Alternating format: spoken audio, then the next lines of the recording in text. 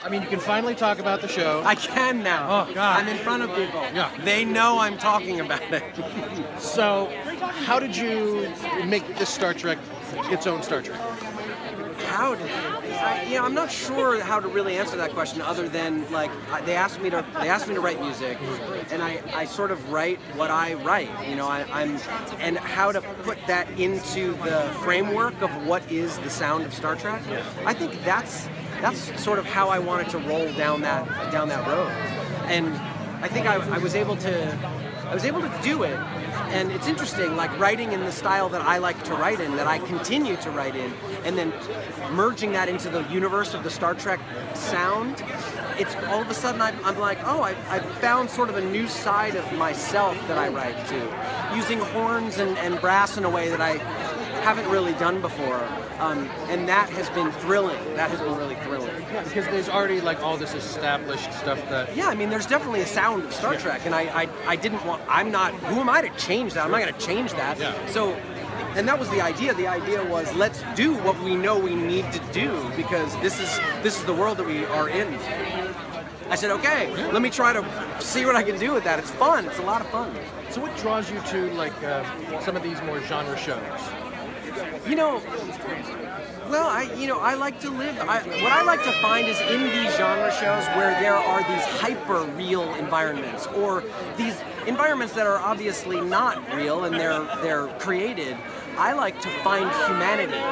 So how does one find humanity and then put that into music and then let that music help the humanity come out? And then, oh my gosh, I mean, I'm just... what was your favorite part of the music that you wrote for the show? It's interesting, it's like the theme was fun to write, and to know that the theme starts our show every night, or streaming. I'm not right episode night, or whenever people watch it. It's one of those things. Every trailer. Other than that, like being able to really go in and find the emotional content of the show, and like find what people are feeling, and really bring that out in music. To me, that's always the most thrilling part in any project. But in order to do that, like for me to do that in this context was a lot of fun. Because I feel like it's the thing that can bring the heart out of the show, and the thing that people can connect to. Because you have to be able to connect to characters. And if you're always playing these big like, or not just big, but if you're always playing these big action pieces, it's like you don't really connect to it. You really want to be able to connect to the character and what they're feeling. I think music helps that. So.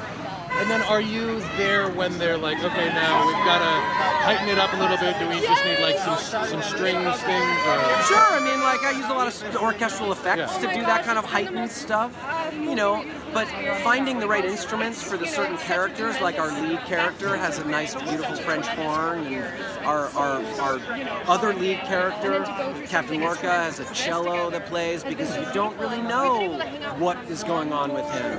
And then, of course, there's string moments and horn moments and big percussive moments. There's a lot. The Vulcans have a little bit of a lyra. It's just humbling, and little nod to Spock. And then how about the Klingons? What sound did you give them? It's interesting. So I put together a bunch of voices, guttural sounding voices, and like a lot of that creates some of the percussion underneath them, and then I used some ethnic flutes for them, because also the idea here was that Klingons, however much they're the bad guys in our world, they still are beings, and they have emotional connections with each other. So how do I play that without making them always feel like the bad guys? Because when they're together alone, they're not the bad guys. They're them, right? And so in order to connect the audience with them, I wanted to play their emotions. It's not all just gloom and doom with them. I'm always stuff. Yeah. Can't wait to see it. Thanks, man.